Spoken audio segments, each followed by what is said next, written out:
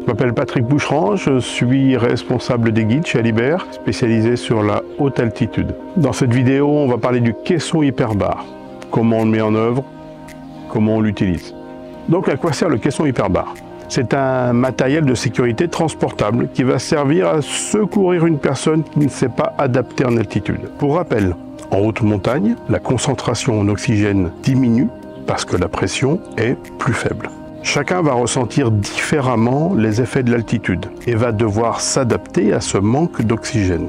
Et les médecins évaluent à 5% la population qui n'est pas capable de s'adapter en haute altitude. Dans quel cas on utilise le caisson? Deux possibilités. Premier cas, une personne qui va avoir des gelures ou qui aura des œdèmes localisés, qui va ressentir le froid. Si on apporte de l'oxygène au niveau de l'organisme, on va améliorer la situation. Et le deuxième cas, pour une personne qui présente des complications liées à l'altitude, liées au mal aigu des montagnes, ça peut être un œdème du cerveau, un œdème du poumon. Dans ce cas-là, on va caissonner, la personne va rester 1 heure, au bout d'1 heure, avec l'inertie, elle ira mieux, et là, elle va redescendre, se mettre en sécurité plus bas. Alors le caisson, il tient dans un sac, et à l'intérieur, on va trouver une pompe, un tuyau de gonflage, un mode d'emploi avec un kit de réparation, Repair Kit, et on va trouver le caisson qui est là.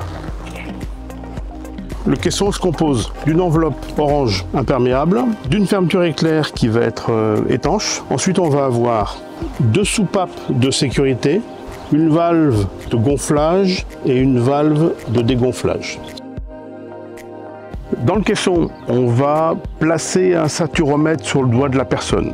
Le saturomètre sert à mesurer le pourcentage d'oxygène dans le sang. Et je vais avoir ici une lecture qui montre le taux d'oxygène dans le sang. En altitude, ce taux-là, ce taux d'oxygène, il va être beaucoup plus bas au fur et à mesure que je monte. Dans le caisson, l'oxygénothérapie va permettre de voir en direct le taux d'oxygène dans le sang qui remonte au fur et à mesure qu'on passe du temps à l'intérieur. Comment on met en œuvre le caisson?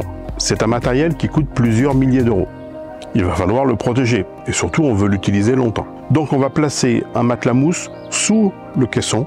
Il a 2 utilités. La première, c'est protéger le caisson et on va augmenter le confort de la personne qui est à l'intérieur également. Ensuite, à l'intérieur, il peut faire froid, donc on va mettre un sac de couchage. Pour le confort de la personne, on va lui donner un petit coussin avec une fourre polaire par exemple. Et puis ensuite, il faut penser aux besoins humains, aux besoins physiologiques. Donc on va donner à la personne une bouteille d'eau pour boire, on va lui donner une bouteille vide pour uriner si nécessaire et peut-être un sac plastique si la personne a envie de vomir. Parce qu'une fois qu'on est à l'intérieur, c'est pour 1 heure et on va essayer de ne pas la ressortir. Ici la pompe, elle a la particularité d'avoir 2 embouts. Un embout de gonflage, un embout de dégonflage, deflate et inflate. Alors on va mettre du côté gonflage. Allez, je te laisse venir à l'intérieur et on va refermer. Une précaution à prendre ici pour aller bien au bout de la fermeture éclair pour être sûr que l'air ne va pas s'échapper. Voilà, là je suis bien refermé. La fermeture de sécurité et maintenant on va pomper. Et on pompe. À partir du moment où il commence à être en pression, on va le ressentir au niveau des oreilles. Donc là, il va falloir aller plus doucement. Il faudra toujours une personne qui soit au contact visuel et auditif de la personne qui est dedans. Et une personne qui soit au niveau de la pompe et que les deux soient en contact. Ça va les oreilles? Ralentis. Ralentir. Ouais, s'il te plaît. Ça va mieux. Donc si les oreilles sont sensibles, il faut lui demander d'avaler. La technique aussi, c'est de donner un chewing-gum à la personne qui est à l'intérieur. Ok. Pour qu'elle puisse comme ça équilibrer facilement au niveau de ses sinus, au niveau des oreilles. À quel moment je m'arrête?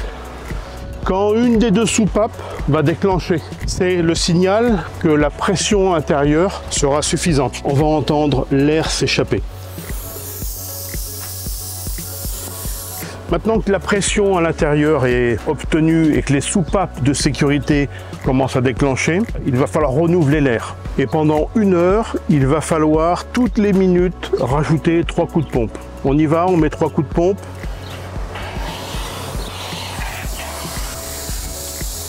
La pression est renouvelée, l'air est renouvelé.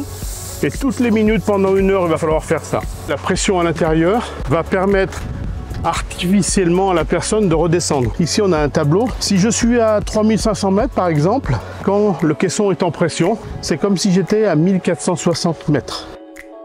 Pour dégonfler, 3 choses faciles. En 1, on enlève la pompe.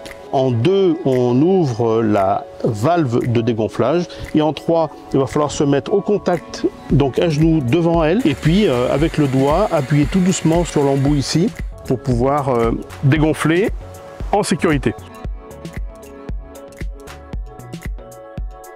Voilà, il n'y a plus de pression. Je peux ouvrir le zip de sécurité et le zip étanche. Et là, la personne peut sortir. Elle doit aller un peu mieux. Hop là, génial. L'inertie est de quelques heures. C'est-à-dire que le saturomètre était remonté. Ça va rester comme ça pendant quelques heures. En conclusion, le caisson est simple à utiliser et surtout, il va permettre de sécuriser une situation. Donc il faut l'utiliser. Ok, maintenant quand même il y a beaucoup plus d'air qu'avant.